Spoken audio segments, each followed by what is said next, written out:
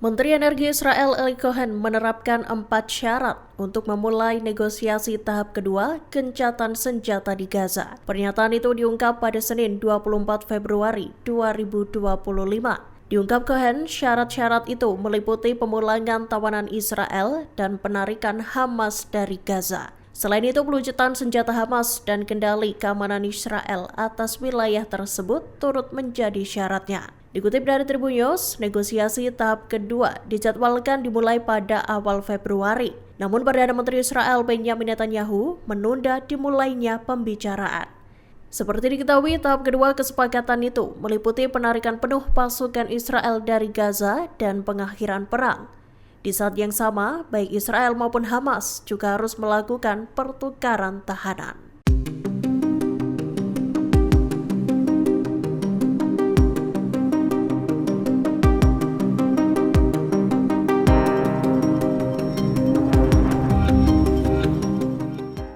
Mahkamah Kriminal Internasional atau ICC diminta untuk menyelidiki sejumlah pejabat tinggi Amerika Serikat, termasuk mantan Presiden Amerika Serikat Joe Biden terkait perannya dalam kejahatan perang di Gaza. Tak hanya itu, ICC juga didesak untuk melakukan penyelidikan terhadap Menteri Luar Negeri Amerika Serikat Antony Blinken dan Menteri Pertahanan Lloyd Austin. Mereka dituding bersekongkol dengan Israel dalam melakukan kejahatan perang dan kemanusiaan di Gaza. Dikutip dari Tribun News, permintaan penyelidikan itu datang dari organisasi masyarakat sipil Amerika Serikat, Democracy for the Arab World Now atau DAN. Pada 19 Januari 2025 lalu, DAN mengajukan sebuah komunikasi 172 halaman pada jaksa ICC Karim Khan.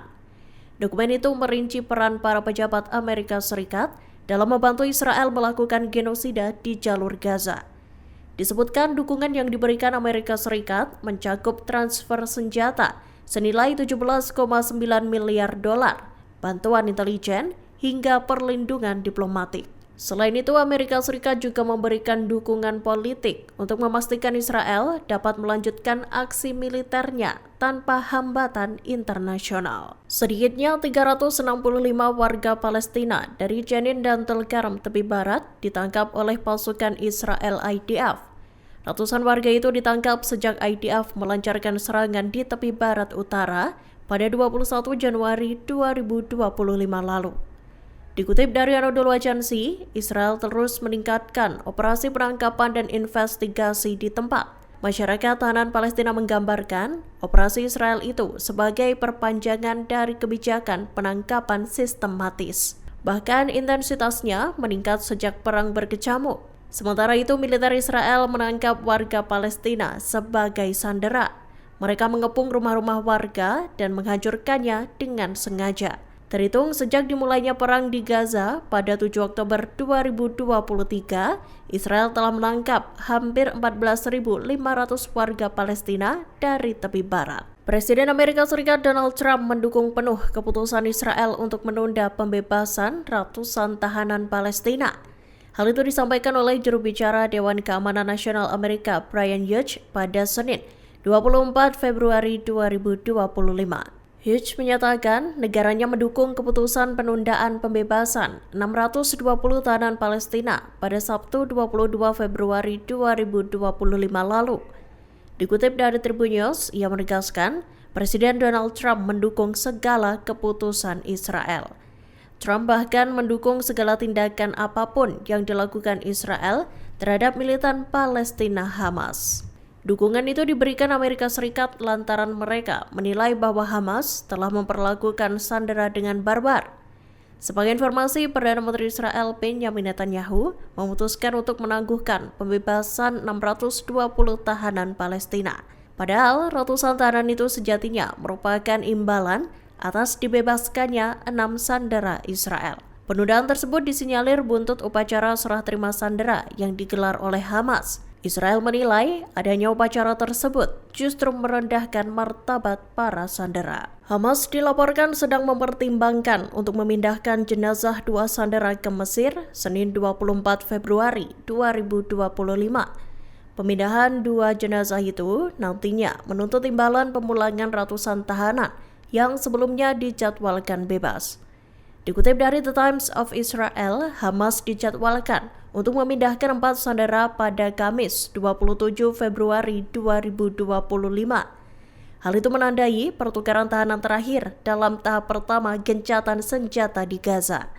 Namun, Channel 12 mengindikasikan bahwa para mediator sedang menyusun sebuah formula yang memungkinkan Hamas memindahkan 2 jenazah sandera lebih cepat. Formula itu dirancang untuk memungkinkan Hamas memindahkan jenazah ke Mesir paling cepat pada Selasa, 25 Februari 2025. Sebagai imbalannya, Israel harus membebaskan 301 tahanan dari penjara mereka. Jika berhasil, proses tersebut akan diulangi untuk 2 jasad lainnya. Israel sendiri berharap agar pemindahan jenazah sandera itu dilakukan secara diam-diam. Pasalnya, Israel mengecam adanya prosesi serah terima sandera yang dilakukan Hamas. Israel dikabarkan bersedia membebaskan lebih dari 600 tahanan Palestina yang sempat ditangguhkan. Namun, Israel memberikan syarat pada militan Hamas. Disebutkan, Hamas diperintahkan untuk segera mengembalikan 4 jenazah sandera yang seharusnya diserahkan pada Kamis 27 Februari 2025. Dikutip dari The Times of Israel, Israel menuntut Hamas untuk mengembalikan jasad para sandera itu tanpa melakukan upacara serah terima dengan peti jenazah mereka. Seperti diketahui, saat menyerahkan jasad 4 sandera Israel sebelumnya, Hamas terlihat menampilkan peti jenazahnya di atas panggung, sehingga seluruh warga Gaza yang berkumpul dapat melihat 4 peti jenazah sandera Israel yang dipulangkan itu. Namun Israel mengecam adanya prosesi serah terima tersebut. Pasalnya, Israel menilai bahwa upacara yang digelar Hamas itu justru mencoreng martabat para sandera. Seiring dengan itu, seorang pejabat Hamas menyatakan bahwa pihaknya hanya akan menyerahkan 4 jasad sandera tersebut jika Israel membebaskan para tahanan terlebih dahulu. Israel berencana membangun jalan di tepi barat dengan meniru koridor Netzarim. Dilaporkan Channel 14 Israel, tentara dan badan keamanan berupaya mewujudkan jalan mirip koridor tersebut meski lebih sempit. Jalan itu nantinya akan dibangun di Jenin dan Tulkaram. Dikutip dari Tribun News, jalan-jalan tersebut dibangun dengan tujuan untuk mencegah Hamas menanam bahan peledak. Selain itu, jalan tersebut akan mempercepat rute pergerakan pasukan Israel. Pasukan Israel IDF menggunakan banyak taktik untuk membuat warga sipil Palestina enggan kembali ke tepi barat. Mereka merotakkan rumah-rumah penduduk dengan sengaja dan memaksa para warga untuk mengungsi. Bangunan-bangunan yang terhancur diambil alih oleh IDF dan diubah menjadi pos militer. Lebih dari 55 orang dibunuh oleh IDF sejak bulan lalu. Download Tribun X sekarang, menghadirkan lokal menjadi Indonesia.